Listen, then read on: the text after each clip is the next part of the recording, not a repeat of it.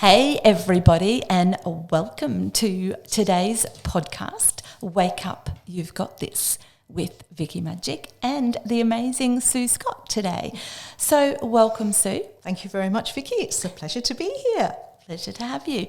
So I'd love to start off by asking you to just share a little bit with our listeners today about you, about who you are, your background, and just give us a little overview of Sue. Okay, that's not challenging really, but reality is that probably the thing I'm most proud about is that I am the mum of two amazing sons, all grown up, and got their own businesses.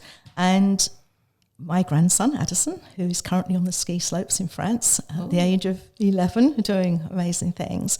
And my rock, and people talk about having a rock, somebody that's really there for you. But Andrew is my partner of 22 years, and we've been through some pretty up and down times, and he is solid as Mount Everest. Big rock. He's a big rock. Awesome. So it's lovely. So that's about me as a person, I suppose, and where my life has taken me in my personal life. But my business life, I can honestly say, has been truly amazing. I'm known as the reinvention queen, and I have done it more times than I care to say in my nearly 67 years. So I'm putting that out there now, guys. So you can understand perhaps some of the things I've done and the amount of work I've done. But primarily, I left school and went to the London School of Economics and studied business finance and international economics, primarily because I was fascinated with the economics of property. And I didn't really find general economics interesting, but I just had this passion for property within myself. I bought my first property when I was 18, and it's just my passion. So that's where I eventually started to guide my way into being an expert, if you like, in that particular area of finance, which then led me to actually first of all start working in the Australian High Commission in London, which is just opposite the college. And that was partly for procurement in Australia, but I then moved on, and I've worked in London and Europe, mainly Geneva, obviously, because of the banking world, the US, mainly Boston and New York. Then I had a lovely stint in the Middle East, which was very challenging as a white Christian divorced mum of two. But with respect, they looked after me incredibly well. Australia, backwards and forwards to Australia for many, many years, doing similar work. And eventually we came here in 2006 to live permanently. Brought my mum back, who was Australian, a real Sydney girl, and we settled in Noosa in 2006. Awesome. Awesome. So we didn't...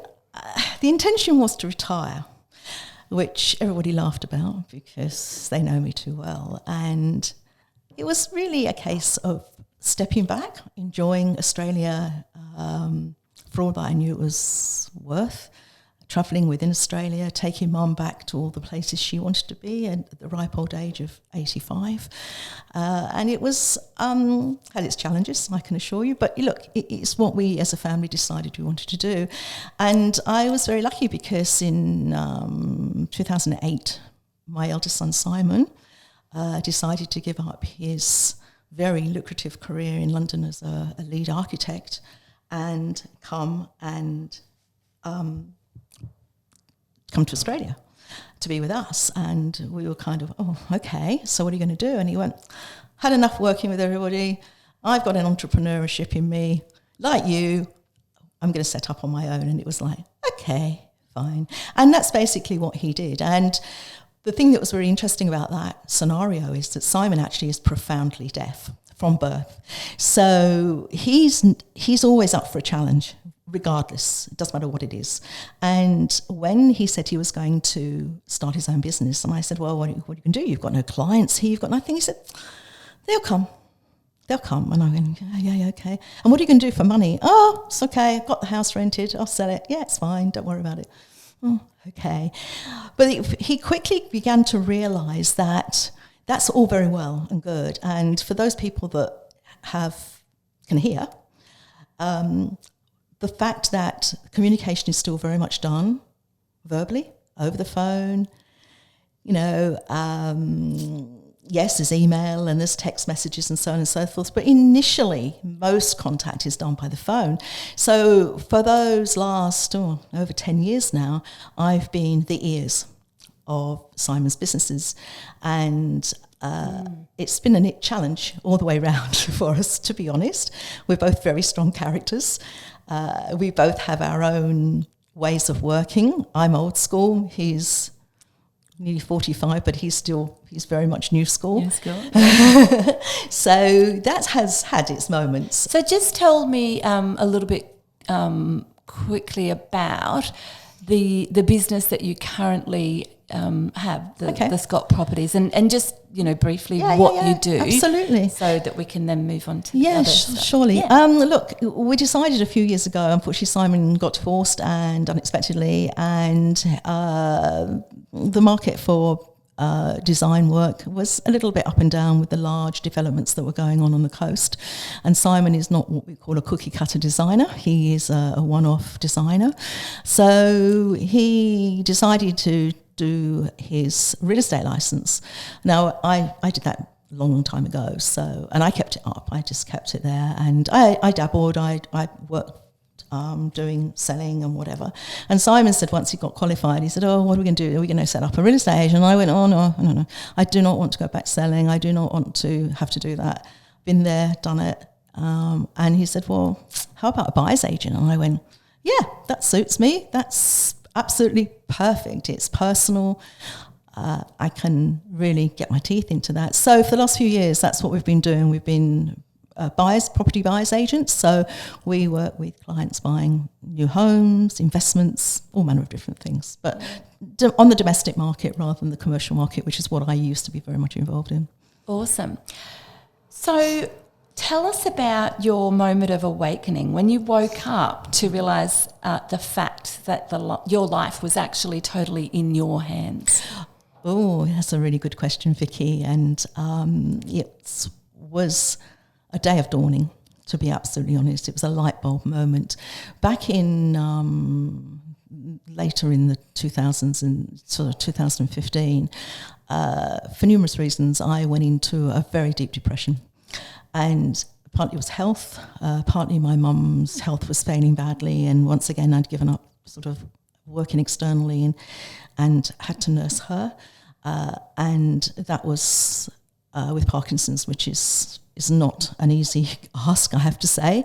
Andrew had a few things going on. I had a few things going on. We had a marriage breakdown with Simon.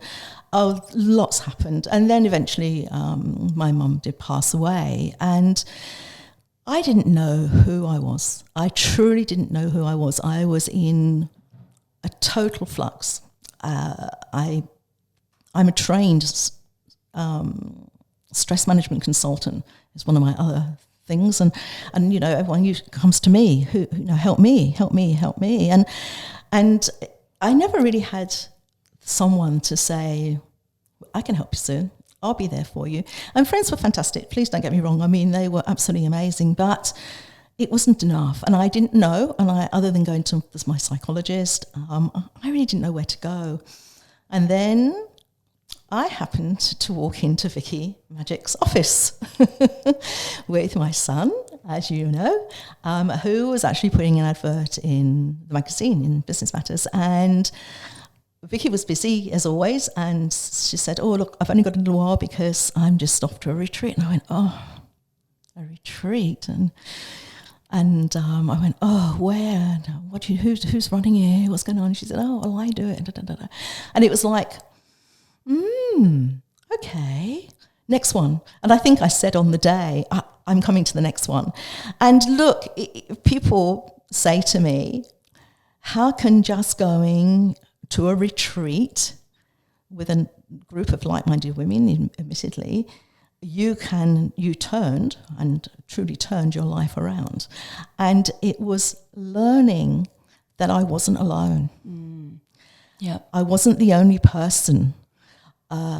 Everyone has challenges, and I had got so inside myself. I didn't want to get out of bed. All I wanted to do was take medication because it was my crutch. It wasn't resolving anything. And I was still very much on medication at the time when I went to that first retreat. And I came home on that Sunday, 2.5 years ago now, and said to my family, I need you to sit down. And I need you to seriously sit down. And they went, yeah, what? And they said, and I said, look, I'm about to turn my life around and I want you on board. So this is part of your journey too with me. And I think that was so important, that sharing at that very early stage. That ripple effect that you... Absolutely, a ripple effect, because it makes me ripple, makes my skin go, because it's absolutely true. And it's sometimes you have to be in that very dark hole to be able to pull yourself through. And quite frankly, I think if I hadn't, I've perhaps met you or someone similar to you at that stage of time, I truly don't think I would be here now. I mean, I was very suicidal. I just didn't want to live anymore. I didn't want to wake up in the morning. I just didn't want to. My friends, yeah, they were great, but there was nothing there that said, Sue, get up, do something. And I changed. I mean, simply that weekend, I changed. And from that Monday morning, I changed and realised that actually I was the one in control. I could control what I was doing. And I'm you not really saying did have the power of choice. Absolutely the power of choice. And so much so that I decided, and I said to Simon, look, I'm actually going to walk away from the business. I'll still answer the phone, I'll still make your appointments, but I'm actually going to walk away from the business for 4 weeks. And I'm going to really concentrate on what I'm doing here, because this is really, really important. Because I'm of an age now where if I don't do it now, I'm stuffed, basically. Life-changing important. Absolutely. Yeah. So that was my light bulb moment. Wow, I love it. So what difference has this made to your life? Oh, so much. So many things. I got my confidence back. I became involved in charitable organisations again, which I'd put aside. I got back involved in the business in a much more strategic way. I was probably a much nicer person to be around. We started taking proper breaks, short trips, just to get making sure that we were kind of all in one as well. And just learning to... I've always meditated since I was a young child, and because we had a student lived with us for a while, and that's what she was studying. So I was always doing that. So that's never been something that I had to learn. I've done it for more years than over 60 years. So that wasn't something that was new to me when doing that. But it was listening to myself and listening to what I was responding to, my answers. So I changed my theories on what I said. So instead of getting up in the morning and saying, oh, it's another day today, Sue, I'd look in the mirror, do some mirror work and say, hi, Sue, morning, fresh day, yesterday's been and gone, what's going to happen today, what's going to happen tomorrow. So yeah, I live very much in the now. Awesome. So what would you say would be your number one tip or life lesson or tool that you use frequently that works, that maybe, was part of that change in your journey that you'd like to share with our listeners? If there's one thing that I'd really encourage you to do, it's this. Look, I think the one big thing is gratitude. Yeah. And we don't think about that as much as we should. I don't believe, generally. Everybody needs to think about that. So, and accepting that you actually do have something that you need to work on. Because it's like anything in life. If you don't understand where your issues are, what they are, they may not be the ones that you believe they are, but the ones that you inside believe they are, then really there's nothing you're going to be able to do. You've got to open up. You've got to find that someone. So my biggest tip is don't suffer in silence. Just do not suffer in silence. Yep. Silence does not achieve anything. And even if you feel stupid, it's out of your comfort zone, whatever it is, and it doesn't matter who you confide in. It can be a professional, it can be somebody you truly believe in, but somebody that will listen and have constructive criticism. Because the last thing you want when you're down is to be criticised. Yeah, absolutely. You need encouragement to pull yourself through. So that's why retreats that I'm now off to in another couple of weeks with Vicky, and is so important, because I've created a network through that of like-minded women. So my big thing is, first of all, be grateful for what you have, but ensure you reach out. It's what's important. Yeah, you don't have to be alone. There's so much support. Yeah. Yeah, but sometimes it's hard to do. Yeah. It's the biggest hurdle. But once you've jumped that hurdle, I sat on the fence for 3.5 years. Truly. Medication was my Go-to. And I'm not one. I never went on the pill because I knew I'd get pregnant, because I would never remember to take it. So I'm not one that does. I'm not a pill popper in any. And I'm a girl of the '60s, and I didn't even do the drug scene in any capacity. But I was around it for sure, but I didn't do it. But yeah, so that's it. I think it's just making that decision in your own mind and trusting someone with your issues. Trust is huge. Yeah. And you can't always trust everyone, and you may have find, I think, that it's not the first person you speak to. Yeah. You have to have the right match. You have to be on the right wavelength. Yeah. And would you say now, sort of 2.5 years later of this awakening journey, would you say you've got this? I've got it today. It changes. Yeah. We never stay the same. Yeah. So sitting here today, I'm in the middle of drawing up a contract for some property in Brisbane. I'm happy. I've got what I want for today. Tomorrow, there'll be other challenges. There'll be new challenges, but I have the tools now. And I think this is what it's all about, is having the tools. And quite frankly, I should have known them. I used to teach a lot of this stuff myself, but it's not the same.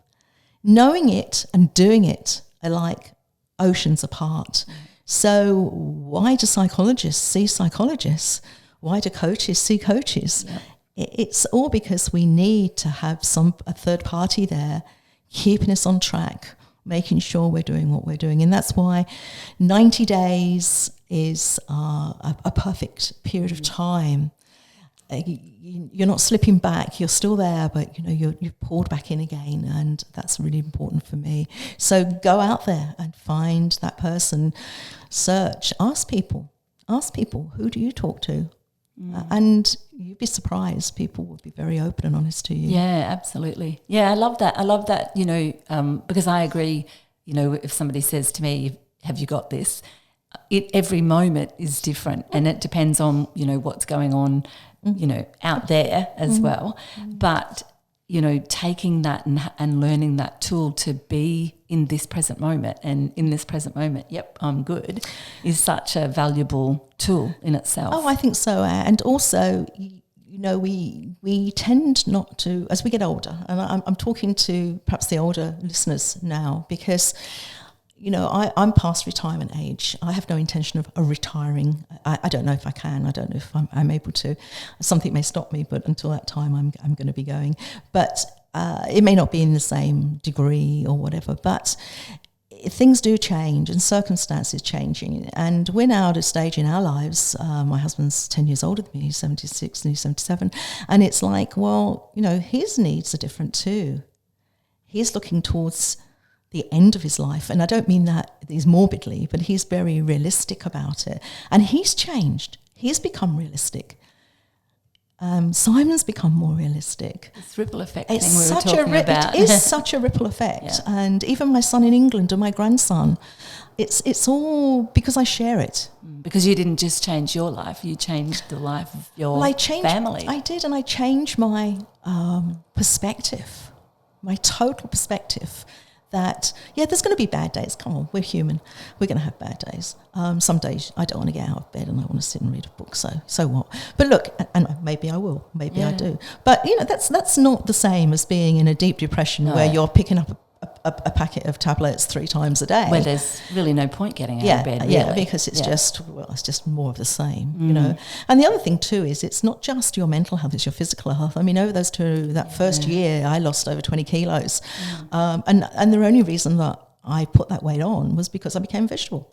Yeah. I paid lip service to my friends. I saw them when I absolutely had to, which they knew, they understood. But I ate all the wrong food, I drank too much, the tablets had a really adverse effect on me. And I realised that I was so vulnerable. And that's scary. Being vulnerable is scary. So don't be vulnerable, guys. Get out there, find a way.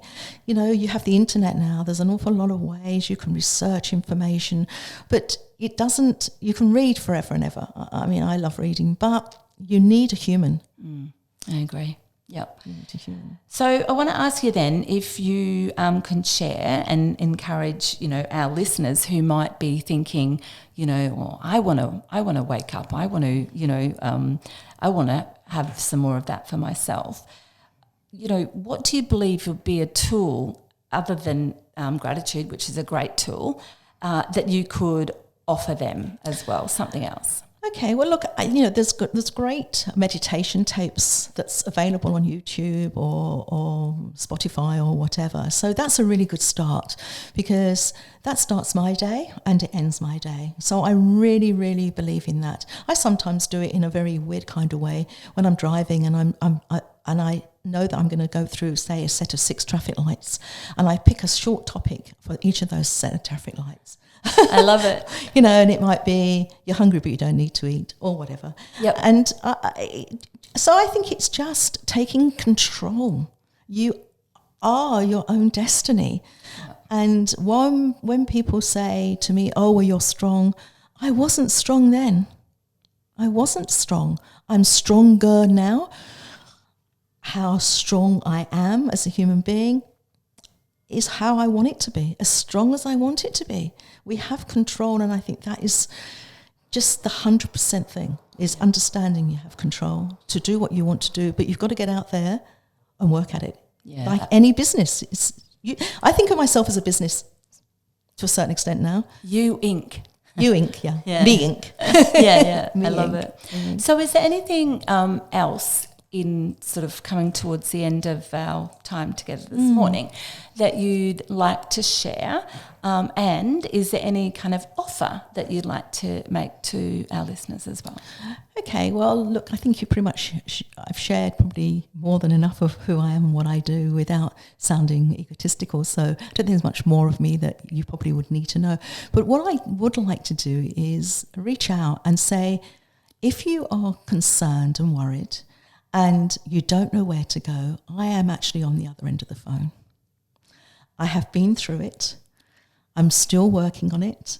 It's work in progress forever, but I'm happy to listen, because that's the one thing I found that was so important, was to actually have someone that would just listen, not interrupt me, just listen, let me go, and then be positive about it. Not condescending, that's something totally different, but something that is staged for you, that you know will work for you.